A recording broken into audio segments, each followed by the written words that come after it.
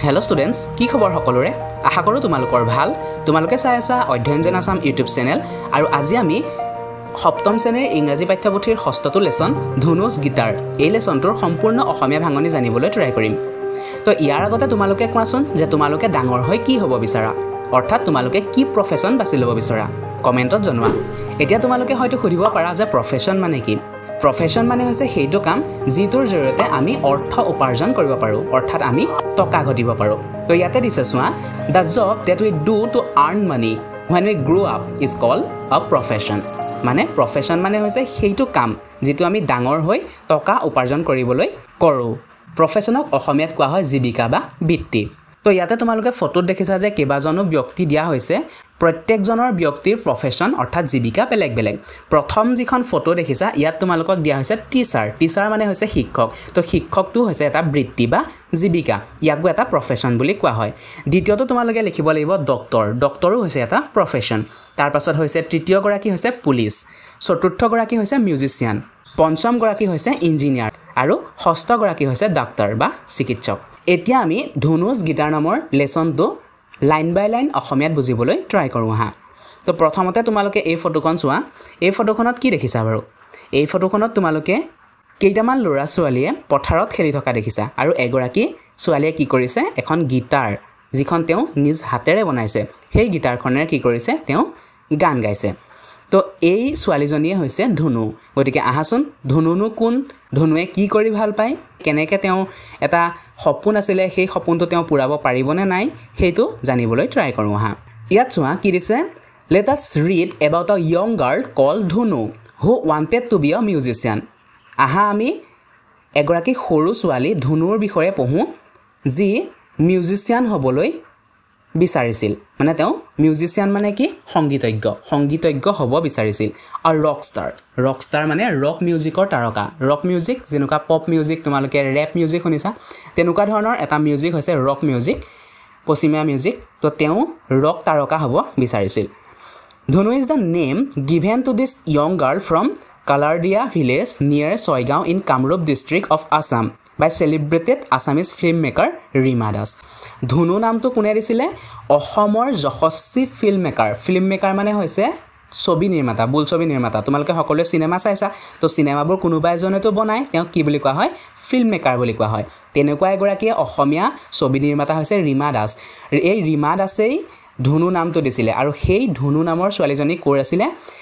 অসমৰ কামৰূপ ডিষ্ট্ৰিক্টৰ ছয়গাঁও, কলৰদিয়া গাঁৱৰ ছয়গাঁও নামৰ ঠাইৰ পৰা তেওঁ বিলং কৰে। উই ন' অফ ধনু and her dreams from Rima Das movie village Rockstar. Rima দাসৰ এখন চিনেমা ভিলেজ ৰকষ্টাৰ, নিশ্চয়কৈ তোমালোকে নাম শুনি চাই। তো সেই ভিলেজ ৰকষ্টাৰ নামৰ চিনেমাখনৰ পৰাই ধনুক আমি জানিব পাৰোঁ আৰু তাইৰ যিটো সপোন আছিলে সেই সপোনটোৰ বিষয়ে জানিব পাৰোঁ। Which won several prestigious prize. মানে সেই যিখন ভিলেজ ৰকষ্টাৰ চিনেমা, সেই ভিলেজ ৰকষ্টাৰ চিনেমাখনে বহুতো প্ৰতিষ্ঠিত পুৰস্কাৰ পাবলৈ সক্ষম হৈছিল। ইয়াৰ ভিতৰত কি আছিল? Swarna Kamal award, best features film in 2017, 2017 চনৰ আটাইতকৈ ভাল বৈশিষ্ট্যপূৰ্ণ চিনেমাৰ বাবে তেওঁ এই স্বৰ্ণকমল বঁটাটো পাইছিলে। 65th নেশ্যনেল ফিল্ম এৱাৰ্ড পাইছিলে। 2018 চনত Village Rockstar was also' India's official entry in the best foreign film category at the 91st Academy Award. মানে অস্কাৰ, যিটো সৰ্বোচ্চ পুৰস্কাৰ বুলি কোৱা হয় মুভিৰ ক্ষেত্ৰত। And was much appreciate even though it did not win an Oscar. তো অস্কাৰ তেওঁ জিকা নাছিলে, কিন্তু তেওঁ কি কৰিছিলে, যিটো বেষ্ট ফৰেন ফিল্ম কেটেগৰীৰ ভিতৰত তেওঁ কি কৰিছিলে, এপ্ৰিচিয়েট কৰা হৈছিলে সেই ভিলেজ ৰকষ্টাৰ নামৰ চিনেমাখনক, মানে প্ৰশংসা কৰা হৈছিলে। এতিয়া আমি ধনুৰ বিষয়ে জানিবলৈ চেষ্টা কৰোঁ হা। ফাৰ্ষ্ট পেৰাগ্ৰাফটো চোৱা। ধনু is a 10-year-old girl who leaves with her mother and elder brothers Manavendra. ধনু হৈছে এগৰাকী 10 বছৰীয়া ছোৱালী যি তাইৰ মাক আৰু তাইৰ ককায়েকৰ লগত বসবাস কৰে। ককায়েকৰ নাম কি? Manabendra. Her father died some time ago and they are quite poor. মানে তাইৰ দেউতাক কেইদিনমানৰ আগতে ঢুকাইছে আৰু সিহঁত অলপ দুখীয়া। ধনু's mother tries to make a living by selling snacks at local event and Dhunu helps her when she is not at school. ধনুৰ মাকে লোকেল ইভেণ্ট মানে ওচৰে পাজৰে কিছুমান ফাংচন পাতে যে বিহুৰ ফাংচন হওক বা তেনেকুৱা ধৰণৰ ফাংচন বা তেনেকুৱা ধৰণৰ অনুষ্ঠান প্ৰতিষ্ঠানত কি কৰে ধনুৰ মাকে স্নেক্স বিক্ৰী কৰে স্নেক্স মানে ইয়াত লঘু আহাৰৰ কথা কোৱা হৈছে ধৰি লোৱা জলপান জা জলপান বা আমি কিছুমান অনুষ্ঠান প্ৰতিষ্ঠানত কেনেকুৱা দেখো সৰু সৰু দোকান দি থাকে কিছুমান মানুহে হয় নাই তো ধনুৰ মাকেও তেনেকুৱা ধৰণৰ দোকান পোহাৰ দিয়ে তেওঁ জীৱন নিৰ্বাহ কৰিছিল আৰু ধনুও স্কুল যেতিয়া নাথাকে বিদ্যালয় যেতিয়া নাথাকে তেতিয়া ধনুৱেও মাকক সহায় কৰি দিয়ে নেক্সট পেৰাগ্ৰাফটো চোৱা In her free time, Dhunu spent her time playing with her pet goat and her friends Rinku, Balaram, Vishnu and Bhaskar. Dhunuye যেতিয়া free time মানে আজৰি সময়ত তেওঁ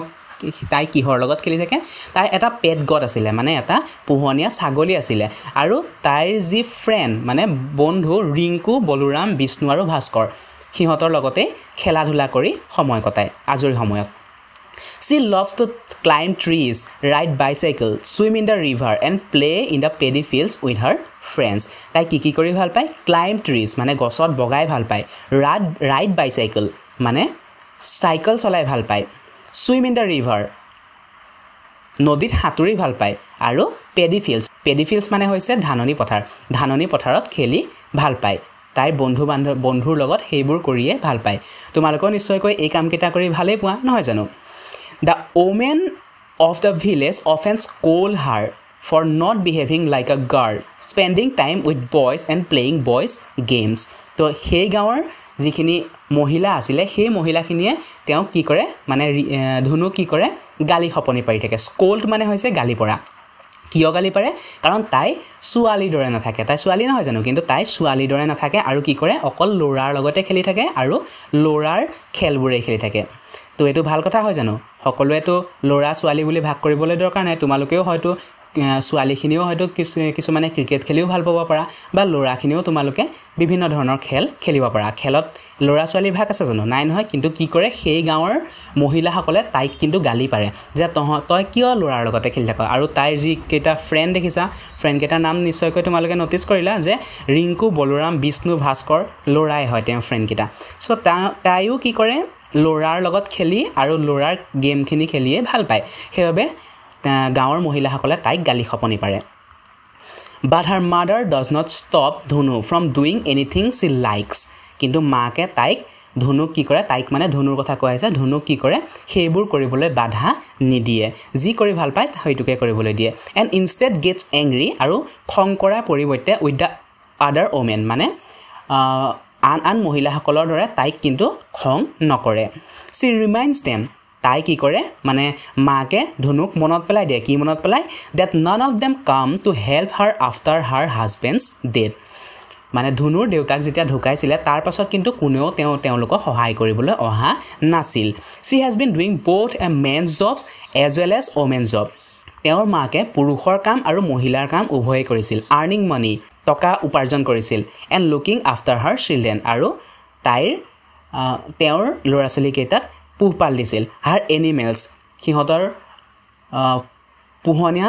জীৱ জন্তুবোৰকো পোহপাল দিছিল and her land আৰু তেওঁৰ মাটিবাৰীকো চাবলগীয়া হৈছিল মানে তেওঁৰ মাকে দেউতাক ঢুকুৱাৰ পিছত পুৰুষ আৰু মহিলা উভয় কামেই কৰিব লগা হৈছিল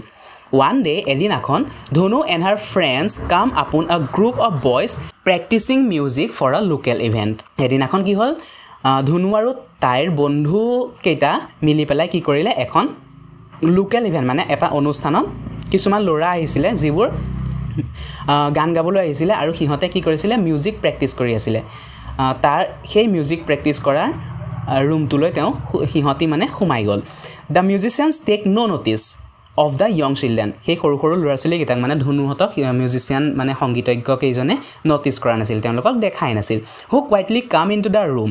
তেওঁলোকে কি কৰিল লাহেকৈ ৰুমটোত সোমাই গ'ল and stare আৰু একেথৰে চাবলৈ ধৰিলে at them মানে সেই যিবোৰ মিউজিকৰ বস্তু আছিল সেই মিউজিকৰ বস্তুবোৰ ধনু আৰু তাৰ লগৰ কেইটাই একেথৰে চাবলৈ ধৰিলে fascinated by the instrument যিবোৰ বাদ্যযন্ত্ৰ আছিল সেই বাদ্যযন্ত্ৰৰ প্ৰতি সিহঁত মুগ্ধ হৈ পৰিল ধনু and her friends touched the instrument ধনু আৰু সিহঁতৰ বন্ধুসকলে কি কৰিলে ইনষ্ট্ৰুমেণ্টবোৰ বাদ্যযন্ত্ৰবোৰ টাচ কৰিলে চুই চালে with curiosity and surprise কৌতুহল আৰু আচৰিতভাৱে সেই বাদ্যযন্ত্ৰবোৰ চুই চালে কাৰণ সিহঁতে কেতিয়াও সেই তেনেকুৱা ধৰণৰ বাদ্যযন্ত্ৰ দেখাই নাছিলে ইমান ওচৰৰ পৰা সিহঁতে যিহেতু টাচ কৰিবলৈ পাইছে চুই চাবলৈ পাইছে গতিকে সিহঁত আচৰিত আৰু কি হৈ গৈছিলে কৌতূহলেৰে অতি মুগ্ধভাৱে সেই বাদ্যযন্ত্ৰসমূহ চুই চালে হেভিং নেভাৰ কাম so close to musicians ইমান ওচৰৰ পৰা তেওঁলোকে সেই বস্তুবোৰ দেখাই নাছিল Dhanu is specially fascinated by the guitar ধনুৱে আটাইতকৈ মুগ্ধ কিহত হ'ল গিটাৰখনত গিটাৰ তোমালোকে চিনি পোৱা এইখন দেখিছা স্ক্ৰীনত মই দি দিছোঁ এইখনক গিটাৰ বুলি কোৱা হয়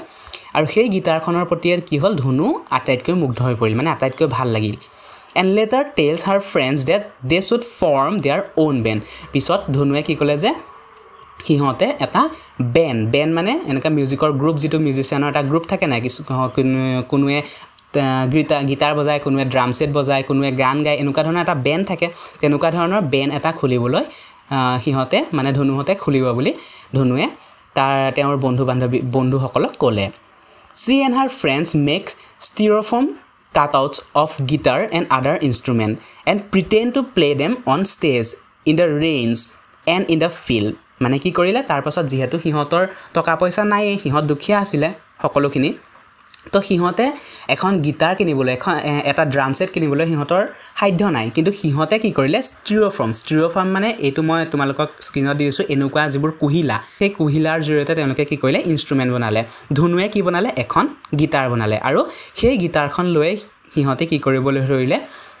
এটা বেণ্ডৰ দৰে প্ৰিটেণ্ড কৰি দিলে মানে নিজকে ভাও জুৰিলে যেন তেওঁলোক এটা মিউজিচিয়ান হে তো তেওঁলোকে কি কৰিলে সেই গিটাৰখন লৈ সকলোতে গান গাই ফুৰিবলৈ ধৰিলে ইন দ্য ৰেইনছ বৰষুণত গালে ইন দ্য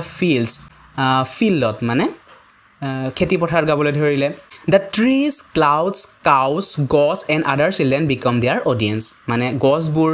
ডাৱৰবোৰ গৰুবোৰ ছাগলীবোৰ আৰু বাকী ল'ৰা ছোৱালীবোৰ সিহঁতৰ audience and they began living their rock star dream আৰু সিহঁতে কি কৰিলে যিটো ৰক ষ্টাৰৰ সপোন আছিলে সেই ৰক ষ্টাৰ সপোনটো জীয়াবলৈ ধৰিলে ডিপ ইনচাইড দে ন' ডেট দে কেনট এফৰ্ড আ গিটাৰ কিন্তু সিহঁতে মনে মনে ভাবি সিহঁতে জানিছিলে যে সিহঁতে কেতিয়াও এখন গিটাৰ কিনিব নোৱাৰে কাৰণ সিহঁতে দুখীয়া আছিলে but instead of cursing their destiny they find their happiness by playing with the styrofoams instrument কিন্তু সিহঁতে নিজৰ ভাগ্যক অভিশাপ বা ভাগ্যক গালি পৰাৰ বিপৰীতে সিহঁতে ষ্টিৰ'ফৰ্মেৰে দিয়ে বাদ্যযন্ত্ৰ মানে এনেকুৱা ধৰণৰ গিটাৰ চিটাৰ বনাই সিহঁতৰ সুখ মানে সিহঁতৰ আনন্দ নিজে নিজে অনুভৱ কৰিব পাৰিলে ওৱান ডে এদিন এখন ধনু আস্কছ হাৰ মাদাৰ ধনুৱে নিজৰ মাকক সুধিলে if she has money in the bank to buy a guitar তেওঁৰ বেংকত অলপমান পইচা হ'ব নেকি যে এখন গিটাৰ কিনিবৰ বাবে when her mother tells her that they would have to sell off Dhanu's god Munu to buy a guitar Dhanu is shocked and does not mention it anymore কিন্তু তেতিয়া মাকে কি ক'লে যে ধনুক গিটাৰ এখন দিবলৈ হ'লে ধনুৰ মৰমৰ ছাগলীটো যাৰ নাম আছিলে মুনু সেই মুনুক বিকিব লাগিব আৰু মুনুক বিকিহে এখন গিটাৰ কিনিব পাৰিব তো এই কথাটো শুনি ধনু শ্বকড হৈ গ'ল আচৰিত হৈ গ'ল আৰু সেইবাবে ধনুৱে একো নক'লে But she finds it's impossible to give up her dreams of buying a real guitar and start doing odd jobs around the village to earn and save money. কিন্তু কি কৰিলে তাই যেটো সপোন আছিল সেই সপোনটো গিভ আপ কৰা নাছিল ত্যাগ কৰা নাছিল আৰু তাই কি কৰিলে পইচা জমা কৰিবলৈ কিছুমান গাঁৱত odd job মানে অদ্ভুত কিছুমান কাম বা বেয়া কিছুমান কাম কৰিবলৈ ধৰিলে বেয়া কাম মানে এটো এনেকুৱা ধৰণৰ বুজাইছে তাই বিভিন্ন ধৰণৰ কাম কৰি মানে পইচা গোটাবলৈ ধৰিলে The children's fun is cut short as the monsoon month begins. যেতিয়া বাৰিষা কাল আৰম্ভ হ'ল সিহঁতৰ আনন্দখিনিও লাহে লাহে ম্লান হৈ আহিব ধৰিলে কাৰণ কি হ'ল চোৱা এতিয়া it starts raining very heavily অতি ডাঙৰকৈ কি কৰিবলৈ ধৰিলে বৰষুণ দিবলৈ ধৰিলে and soon the village is flooded flood মানে হৈছে বানপানী আৰু গাঁওখন বানপানীৰে ডুবি গ'ল houses come under water ঘৰবোৰ পানীৰ তলত ডুব গ'ল paddy fields are flooded ধাননি পথাৰবোৰ বানপানীত ডুবি গ'ল এনিমেলছ ডাই জীৱ-জন্তুবোৰ মৰি গ'ল and the villagers can do nothing to save their valuable paddy আৰু গাঁওবাসীয়ে নিজৰ যি ভেলুৱেবল ধান আছিলে মানে মূল্যৱান যি ধান খেতি কৰিছিলে সেই ধান খেতিবোৰো বচাব নোৱাৰিলে দেয়াৰ হোমছ এণ্ড দেয়াৰ আদাৰ লিটল থিংছ দে অ'ন সিহঁতৰ যি ঘৰ আৰু সিহঁতৰ সৰু সৰু বস্তুবোৰো বচাব নোৱাৰিলে even the bridge that the children use to take to go to school is destroyed by the flood সিহঁতে বিদ্যালয় যাবলৈ যিখন দলং ব্যৱহাৰ কৰিছিলে সেই দলংখনো বানপানীয়ে নষ্ট কৰি পেলালে ভাঙি পেলালে Dhanu gets worried that the bamboo post in which she saved money for her guitar may be swept away by the flood swept away মানে কি ডুবি যোৱা ধনুৱে মনে মনে ভয় খালে যে তাই এটা বেম্বো পোষ্ট মানে এটা বাঁহৰ পোষ্টত কি কৰিছিল লাহে অকমানি ফুটা এটা কৰি পেলাই তাতে তাই কি কৰিছিলে পইচা জমা কৰিছিলে তোমালোকে যেটো পিগি বেংক বুলি কোৱা